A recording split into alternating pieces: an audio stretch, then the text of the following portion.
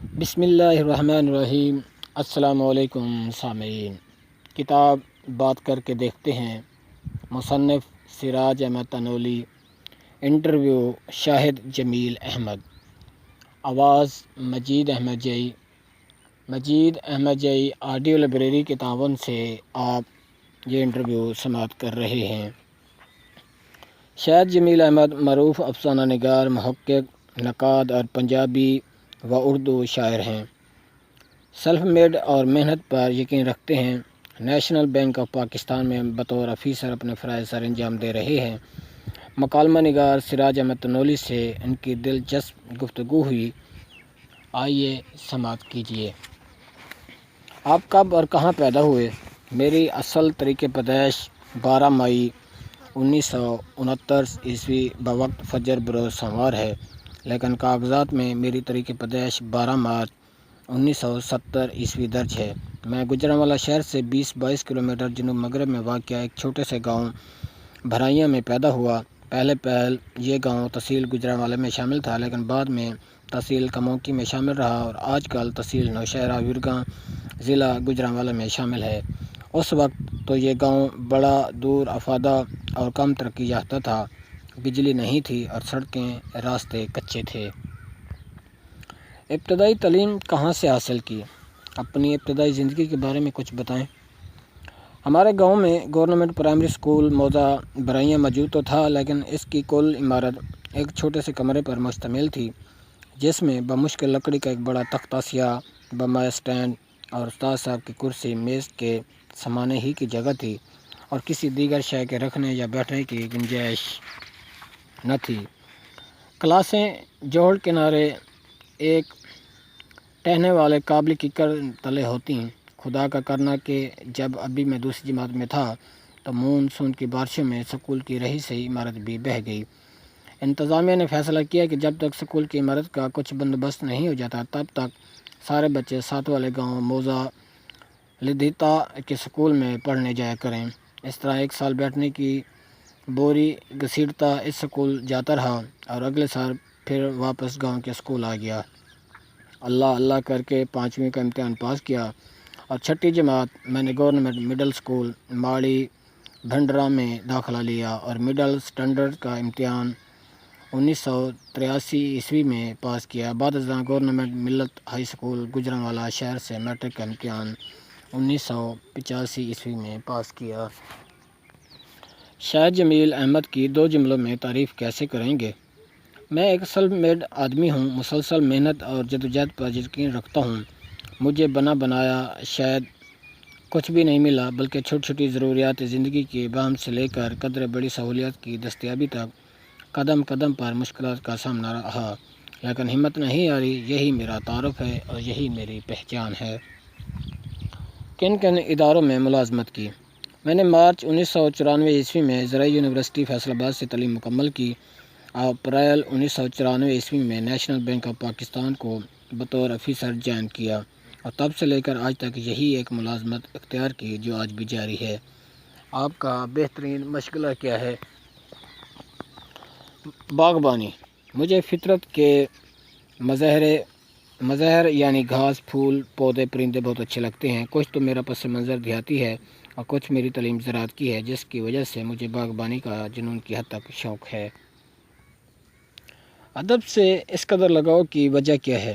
جس طرح کہ میں نے اس سے پہلے سوال کے جواب میں عرض کیا کہ باغبانی میرا مشغلہ اور شوق ہے، اسی طرح ادب میرا پنشن ہے، یا یوں کہہ لیں کہ اوڑھنا بچھونا ہے۔ ادب سے لگاؤ کی وجہ قدرتی ہے۔ آپ یوں سمجھیے کہ جب میں سن شعور کو پہنچا تو فطری طور پر میرا دھیان سوچنے، لکھنے، پڑھنے کی جانب مائل ہوا، اور یہی قدرتی رجحان ملان وجدان ہی دراصل ادب اور شاعری سے میری اٹوٹ وابستگی کا باعث ہے۔ ادب میرے دل کے قرین ہے، اسی میں مجھے قرار ملتا ہے، یہی میرے کتھارسس اور اظہار کا ذریعہ ہے۔ کچھ کام انسان صرف اپنے لیے بھی کرتا ہے، ادب ایسا کام ہے جو میں صرف اور صرف اپنے لیے کرتا ہوں۔ کتنی کتابیں شائع ہوئیں؟ کتابیں: آؤ فاختہ گھر چلیں، افسانے اردو 1995 الحمد پبلیکیشنز لاہور، جاگرین، افسانے اردو 1997، سرخ گلاب افسانے اردو 1999، نیمائے پنجابی شاعری 1998، او یار پنجابی شاعری، کیسے ہوتے ہیں وہ خط مجموعہ خطوط 2011، جہنم اور سندل کی چھڑی کلیات اردو افسانہ 2012، پیچاک اردو افسانے 2014، کبوتروں کا سپاہی پلان ناول اردو 2004، الحمد پبلیکیشنز لاہور سے شائع ہوئے۔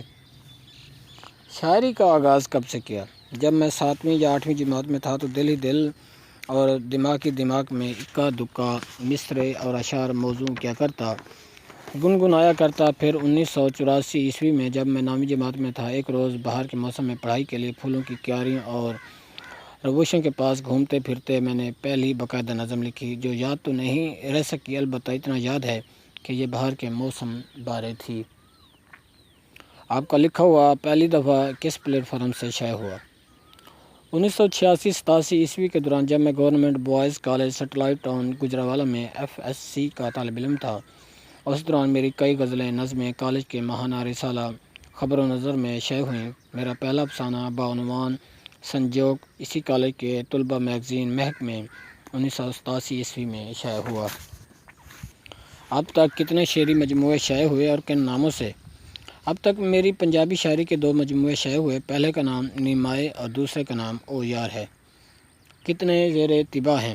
اب تک میری مجموعی طور پر 9 کتابیں شائع ہوئیں۔ آخری شائع شدہ کتاب پیچاک ہے، جو افسانوں کا مجموعہ ہے۔ کتاب کے بعد کچھ افسانے لکھے ہیں، لیکن کتاب چھاپنے کا ابھی ارادہ نہیں۔ میری کتابیں چھپے کافی وقت ہوا، اب میرے پاس ان میں سے اکثر کی کوئی کاپی نہیں، نہ ہی پبلیشر کے پاس ہیں۔ سوچ رہا ہوں پہلے پرانی کتب کے نئے ایڈیشن شائع کراؤں، بعد ازاں نئی کتاب چھاپنے کا پروگرام بناؤں۔ اقبال، غالب اور میر کو تو پڑھا ہوگا۔ آپ کا رجحان کس ادبی تحریک کی طرف ہے؟ جی ضرور، کیوں نہیں۔ غالب میرے پسندیدہ ترین شاعر ہیں، دیوان غالب میرے سراہنے پڑھا ہوتا ہے۔ میر ویسے ہی سخن کے میر کارواں ہیں۔ اقبال کی نظم گوئی اپنی مثال آپ ہے۔ اردو شاعری سے شغف رکھنے والی بات اس قدر تک کارگر نہیں جب تک ان کلاسک شعراء کا کلام نہ پڑھا ہو۔ یہ وفاداری بشرط استواری والی بات ہے۔ میں صدراج سے انجمن ترقی پسند مصنفین پاکستان سے وابستہ ہوں۔ اس دوران میں انجمن ترقی پسند مصنفین پنجاب کا جوائنٹ سیکرٹری اور انجمن ترقی پسند مصنفین گجرانوالہ چیپٹر کا سیکرٹری اور جوائنٹ سیکرٹری رہ چکا ہوں۔ آپ کہانیاں بھی لکھتے ہیں، آپ کے نزدیک کہانی کیا ہے؟ اگرچہ میں نے اپنی ادبی زندگی کا آغاز شاعری ہی سے کیا، لیکن بعد ازاں میرا زیادہ فوکس افسانے کی جانب رہا۔ 4 افسانوی مجموعے شائع ہوئے۔ اصل میں واقعہ نگاری، کہانی اور افسانہ بظاہر ملتی جلتی چیزیں محسوس ہوتی ہیں، لیکن ان میں بطور ادبی اصناف واضح فرق ہے، جسے ذیل میں بیان کرتا ہوں۔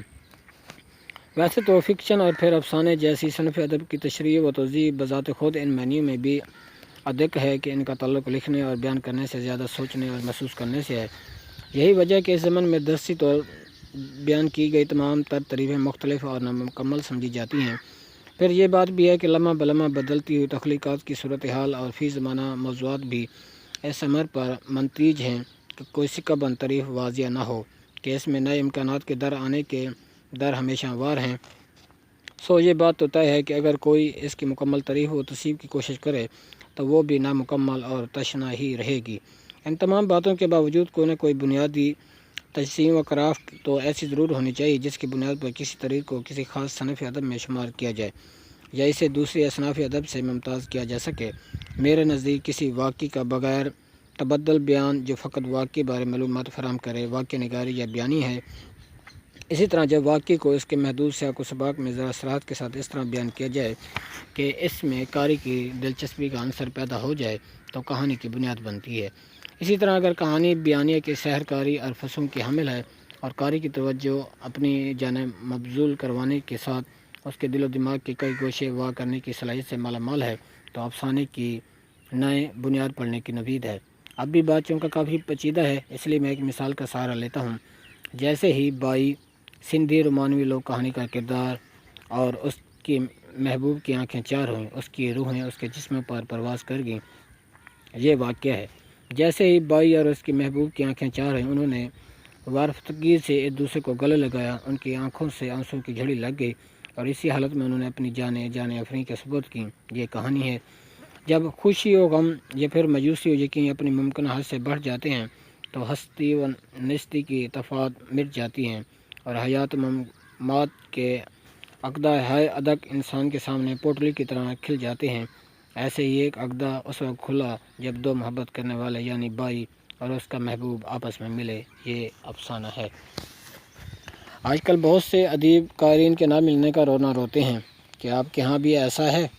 جی نہیں، مجھے اچھی طرح پتہ ہے کہ شاعری اور ادب ہر کے وما کا مسئلہ نہیں، اس کے لیے ثقیل شدہ دل و دماغ چاہیے۔ ایسا ہونا خال خال ممکن ہے۔ خال ہی ایسا ہوتا ہے تو یہ کیسے ممکن ہے کہ لکھاری کو قاری بآسانی دستیاب ہو؟ ہم سفر چاہیے ہجوم نہیں، ہم سفر چاہیے ہجوم نہیں، ایک مسافر بھی قافلہ ہے مجھے۔ آپ نے اظہار کے لیے شعر و شاعری کا انتخاب بھی کیوں کیا؟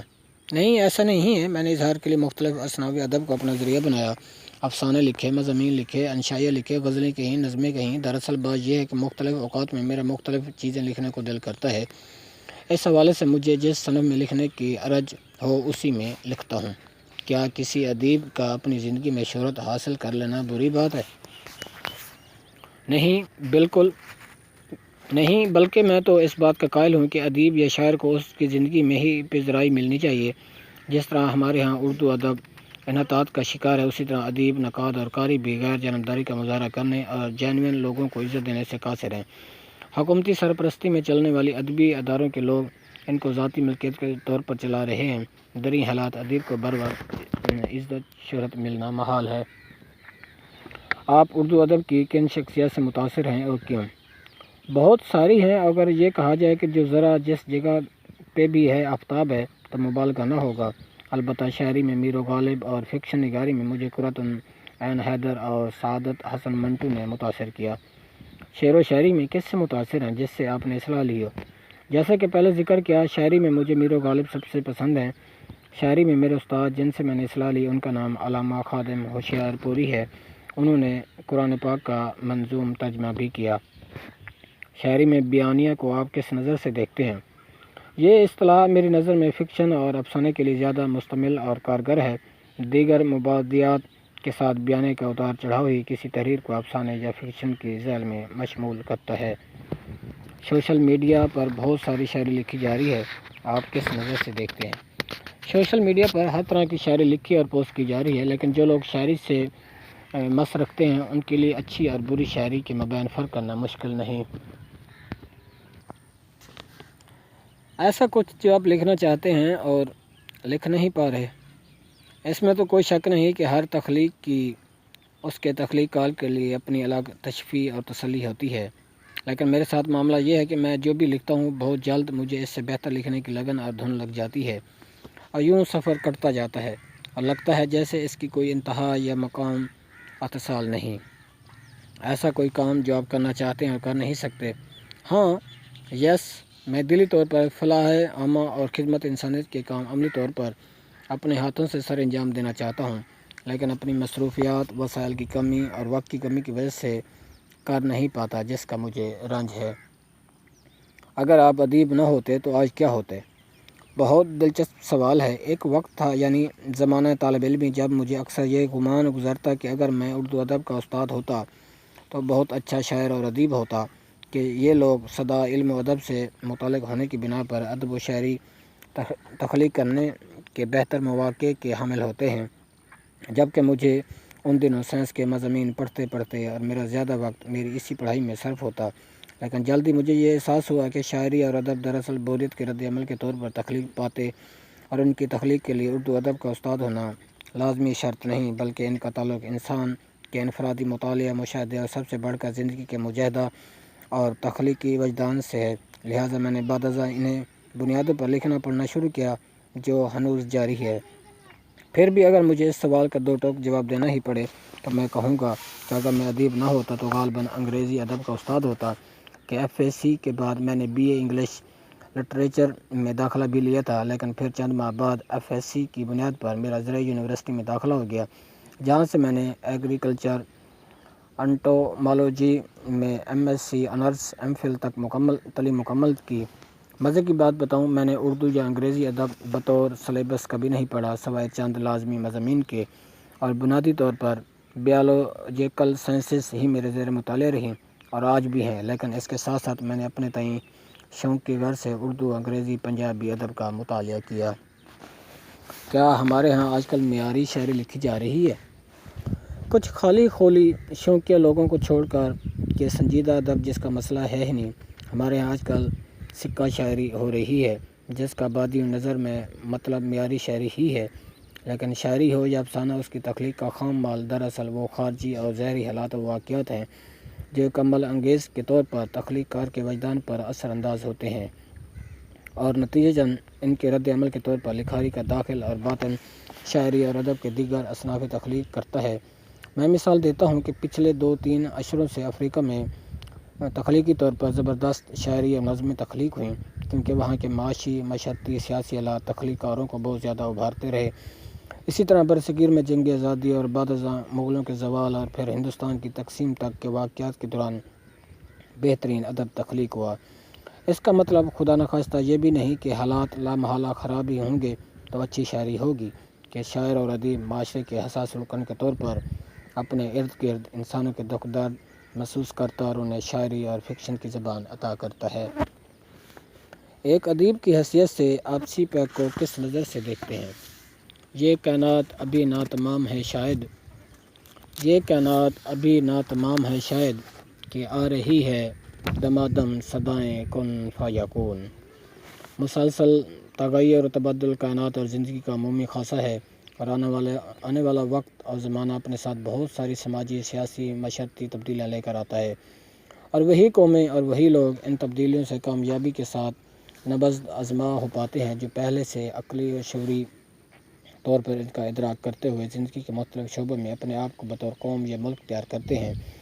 جیسا کہ میں نے کہا کہ تبدیلی تو ناگزیر ہے اور آ کر رہنی ہے، اور سی پیک بھی اسی نوعیت کی سماجی، معاشی اور معیشتی ضرورت ہے، لیکن سوچنے کا مقام یہ ہے کہ ہم نے بطور ملک اور قوم بین الاقوامی سطح پر بدلتی صورت احوال کے لیے خود کو کس سطح پر اور کتنا تیار کر رکھا ہے۔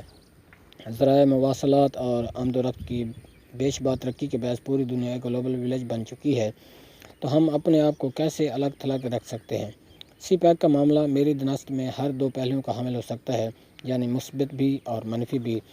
مثبت ان معنی میں کہ اس سے من حیث القوم و ملک ہمارے سماجی روابط کے فروغ کے علاوہ معاشی مواقع کے حصول کے مواقع پیدا ہوں گے، اور ہم پر منحصر ہے کہ ہم ان سے کیسے فائدہ حاصل کرتے ہیں۔ منفی اس طرح کہ چائنا کی آبادی ہم سے بہت زیادہ ہے اور وہ اپنی یوتھ کی امپلائمنٹ کی شکل میں بہت بڑی تعداد میں اپنے لوگوں کو ہمارے ہاں بھیجیں گے اور بھیجنا شروع ہو گئے ہیں۔ اس طرح ان کی زبان، معاشرتی اقتدار کا داخلہ بھی ہمارے خطے میں یقینی ہے، اور آنے والے وقتوں میں نظریہ ارتقاء کی روح سے سروائیول آف دی فٹسٹ کا فارمولہ عمل پذیر ہوگا، اور پھر جسے مولا دے۔ یہ انٹرویو مجید احمد جئی آڈیو لائبریری کے تعاون سے آپ سماعت فرما رہے ہیں۔ آواز مجید احمد جئی کی ہے۔ زیادہ تر کن کتابوں کا مطالعہ کرتے ہیں؟ میں بنیادی طور پر 3 قسم کی کتابوں کا مطالعہ ساتھ ساتھ کرتا ہوں۔ پہلی قسم وہ ہے جو مجھے دنیا میں ہو رہی نت نئی سائنسی ایجادات اور علوم و فنون کے مطالعے سے ہم آہنگ رکھ سکیں، جیسے طبیعیات، نفسیات، معاشیات، کاسمالوجی، بیالوجی، جینیات، اٹامالوجی جو کہ میرا مضمون بھی ہے، وغیرہ۔ وہ کتابیں یا رسالہ جات جو مجھے میری ملازمہ یعنی بینکنگ سے متعلق معلومات فراہم کریں اور مفید ہو۔ تیسری قسم ادبی کتابوں کی ہے، اور یہ قسم میرے دل کی بہت قریب ہے، اور اس نسبت سے فکشن، ناول، افسانہ اور شاعری کی بیشتر کتابیں زیر مطالعہ رہتی ہیں۔ فلسفہ کی کتابیں پڑھنا بھی مجھے مرغوب ہیں۔ آج کل کون سی کتابیں زیر مطالعہ ہیں؟ آج کل میں ویگنسٹائن کی کتاب ٹرکٹس لاجک فلاسفکس کا انگریزی ورژن دوبارہ بلکہ 12 پڑھ رہا ہوں۔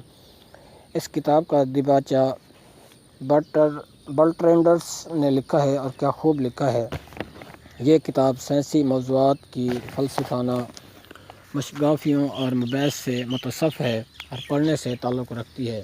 علاوہ ازیں میں آج کل منٹو راما کا مطالعہ تنقیدی نقطہ نگاہ سے کر رہا ہوں اور منٹو کی جنسی نفسیات کے بیانے پر تنقیدی مضامین لکھنے کا ارادہ رکھتا ہوں۔ اس کے علاوہ ان دنوں انجمن ترقی پسند مصنفین گجرانوالہ چیپٹر کا سالانہ شاعری مضامین اور افسانے پر مشتمل انتخاب بھی میرے زیر مطالعہ ہے۔ آپ کے نزدیک ادیبوں کو کن کن مسائل کا سامنا کرنا پڑتا ہے؟ ادب اور خاص طور پر ادیبوں کے مسائل کی بنیادی وجہ ہر طرح کے وسائل کی کمی ہے، اور یہ ہمگیر قسم کے مسائل آج کے نہیں بلکہ ازل کے ہیں۔ حیرانگی کی بات ہے کہ یہ مسائل نہ صرف اردو زبان کے ادیبوں اور شاعروں کو پیش آتے رہے ہیں بلکہ دنیا کی دوسری زبانوں کے ادیبوں کو بھی بینہ صدا سے درپیش رہے ہیں۔ معاشی حالات ہمارے شاعر جیسے غالب کے بھی گرداں تھے اور معاشی حالات چارلس بوڈلیر کے بھی جوں کے توں تھے۔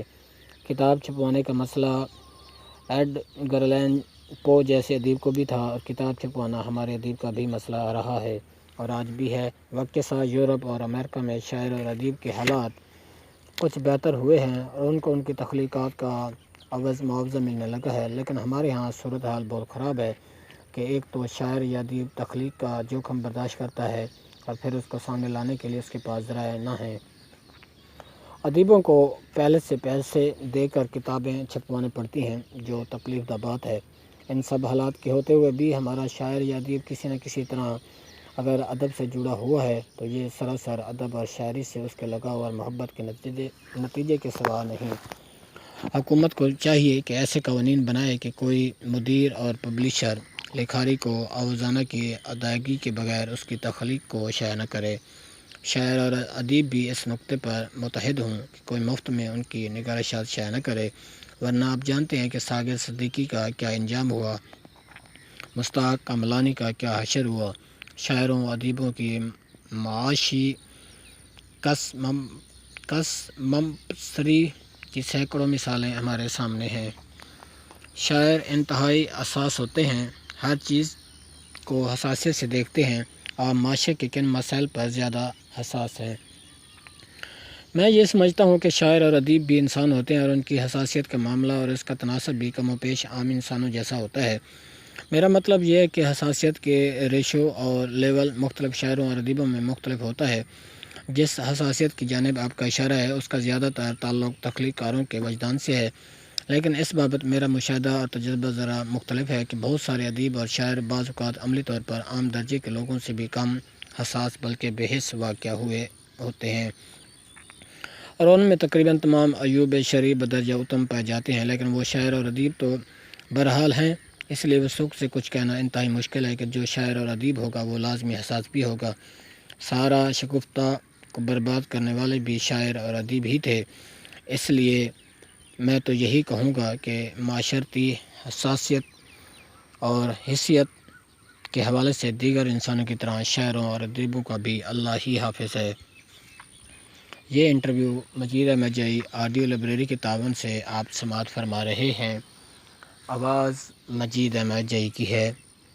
ہمیں خبر ہے کہ ہم ہیں چراغ آخر شب، ہمارے بعد اندھیرا نہیں اجالا ہے۔ ہمیں خبر ہے کہ ہم ہیں چراغ آخری شب، ہمارے بعد اندھیرا نہیں اجالا ہے، اور یہ جو اجالا ہے یہ ہماری نسل نو اور نوجوان ادیبوں اور شاعروں کی وجہ سے ہی ہے۔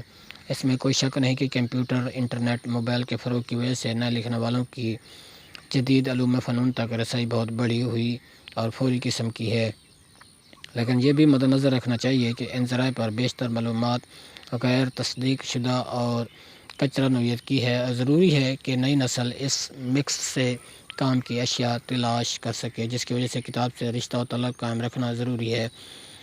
فکشن کے حوالے سے بات کروں تو مجھے یہ محسوس ہوتا ہے کہ ہماری ینگ جنریشن تسل پسند ہے اور سنجیدہ افسانے کی بجائے ان کی اکثریت ڈائجسٹی ادب میں الجھ کر اپنی صلاحیتوں کو گنوا رہی ہے اور عارضی فائدے اور وقتی وہق کی خاطر سنجیدہ افسانے کی تخلیق اور موضوعات کی تبدیلی کی جانب کم متوجہ ہے۔ شاعری میں بھی ایسی صورتحال ہے کہ نوجوان نسل بہت جلد اور بہت کم محنت کر کے بہت زیادہ اور بڑا نام کمانے کے چکر میں ہے، لیکن ادب ایک ایسا میدان نہیں جہاں راتوں رات معجزہ معجزے کا وقوع ہو۔